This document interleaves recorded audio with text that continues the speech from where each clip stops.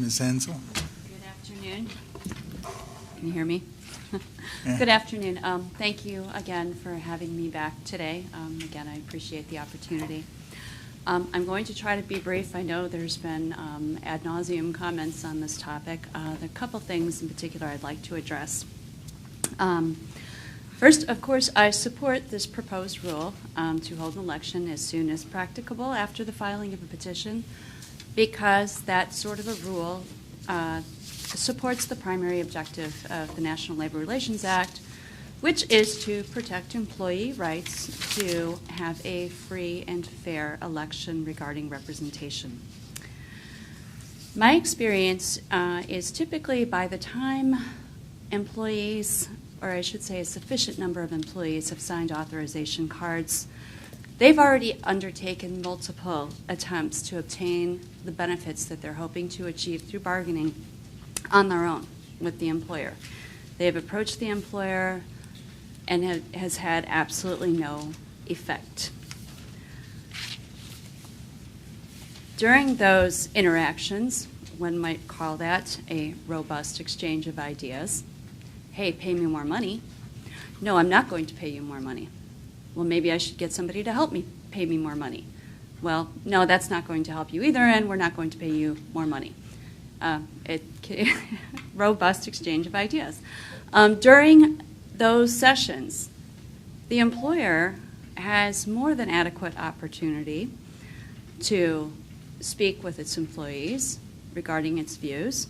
The employer holds the keys during the unrepresented at-will status to freely, fairly treat their employees and create a satisfied workforce if it chooses to do so.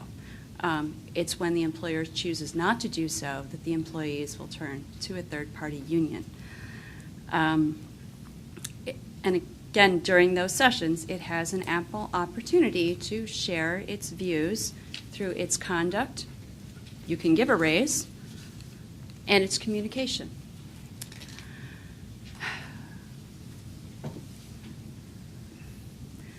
Now, in my experience, in a stipulated election situation, 42 days out, because trust me, I have never, ever had an employer agree voluntarily to hold an election before the 42nd day.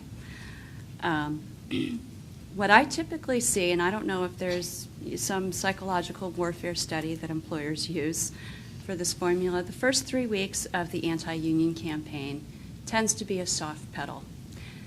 And what I mean by soft pedaling is they're really trying to feel out their employees.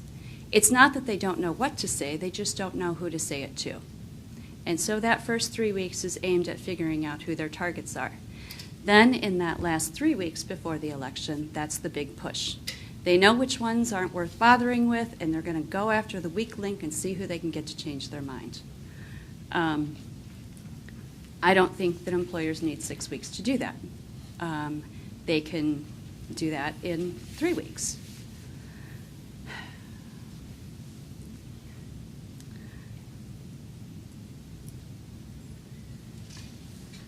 So in conclusion, I would just say the Act does indeed provide for employers have the right to speak freely to their employees, within the confines of legal speech.